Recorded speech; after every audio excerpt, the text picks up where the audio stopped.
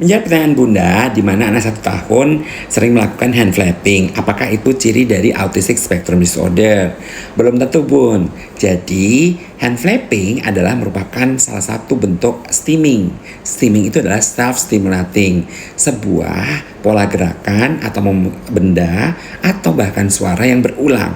Nah, stimming itu bukan hanya hand flapping saja, tapi bisa saja head rocking gitu ya, menggerak-gerakkan kepala, atau bahkan spinning self, atau bahkan spinning benda, atau bahkan suara gitu ya, mengeluarkan suara berulang, mengetok-ketok meja, menggerak-gerakkan kaki. Nah, itu namanya stimming. Nah, tapi kalau ada hand flapping, belum tentu itu adalah ciri dari autistic spectrum disorder.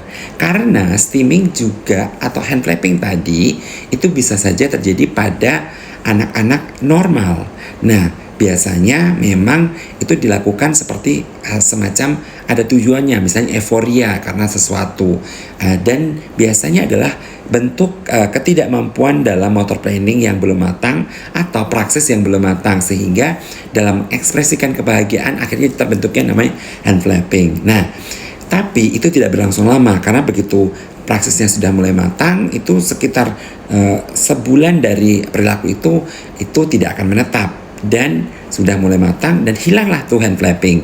Nah, jadi bedakan antara hand flapping yang karena ciri dari autistic spectrum disorder dan pada anak normal. Pada anak dengan ciri spektrum autistic spectrum disorder itu disertai dengan gejala lain yang ciri yang pertama tuh jadi gangguan interaksi sosial, jadi minimnya kontak mata, tidak mampu berinteraksi dengan secara sosial, bahkan seringkali dipanggil tidak menengok. Yang kedua, ciri dari gangguan bahasanya, di mana tidak terbentuknya kemampuan bahasa yang baik, di mana milestone bahasanya pasti akan terlambat.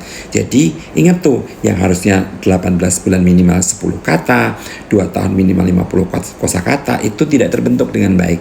Nah, jadi bedakan antara hand flapping pada anak dengan ciri spektrum autisme dengan hand flapping yang terjadi pada anak normal yang diakibatkan karena kurang matangnya motor planning.